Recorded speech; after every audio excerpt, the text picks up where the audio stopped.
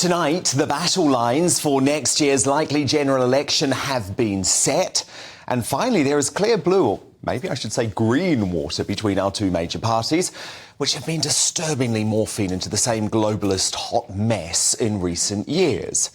Labour, under Sir Keir, will deliver poverty-inducing green extremism, taxing us to drive, reducing speed limits to 20 miles per hour, enforcing veganism while decimating our farming industry, banning gas boilers and petrol cars, and even stopping the working class flying.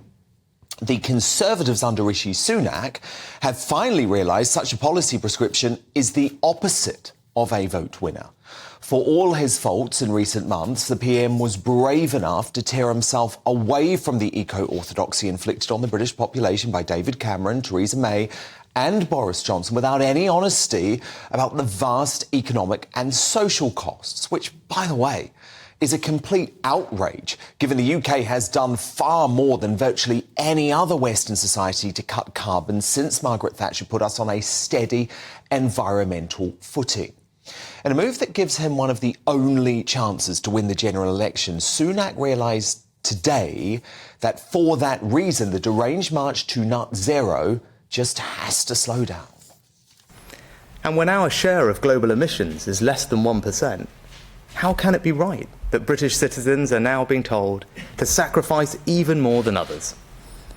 Because the risk here, for those of us who care about reaching net zero, as I do, is simple.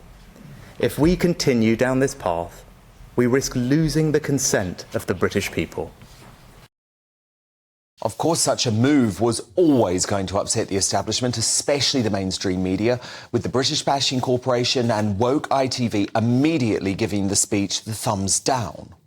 Boris Johnson says you're faltering. Businesses say you've robbed them of certainty, and one of your former cabinet colleagues suggests that this risks putting you on the wrong side of history. Is this all because you're panicking about losing the election? Prime Minister, you know probably better than anyone that we've had years of underinvestment caused by economic instability, which has in turn led to low growth. When you became Prime Minister, you pledged to restore stability. By delaying the targets for motor vehicle replacement, boiler replacement, many big businesses that want to invest in this country say you've pulled the rug from under them and you've increased instability. The reverse of what you wanted to do, you said. Well, many big businesses are loving it. Thank goodness, though, the third question at today's landmark press conference came from GB News political editor Christopher Hope, once again representing the voice of the silenced majority. Next, we'll go to GB News. Prime Minister, you mentioned there the unacceptable costs on hard-pressed British families. How much will these changes save the average working family? And you talk about consent. Why not put net zero by 2050 to a referendum with the British people? I think we've had enough referendums, quite frankly. I disagree with that, actually. Net zero is going to have up to £2 trillion worth of ramifications that will negatively impact the lives of every single British person. So serious that the consequences have been covered up because there would be some sort of mass revolt.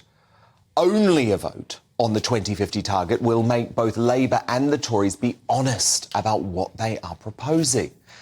And this sort of hysteria from former Cabinet Minister Alok Sharma isn't going to fly anymore. We want the facts, not doomsday claims. We have countries around the world resiling from their commitments. I'm afraid the patient is going to be very much on life support. And by that I mean, of course, the planet. It was Superwoman Suala who summed up the mood of the country best. Not going to save the planet by bankrupting the British people. Hear, hear. Now, look, today was a great start, Rishi, but give us a referendum next on the most consequential policy in living memory.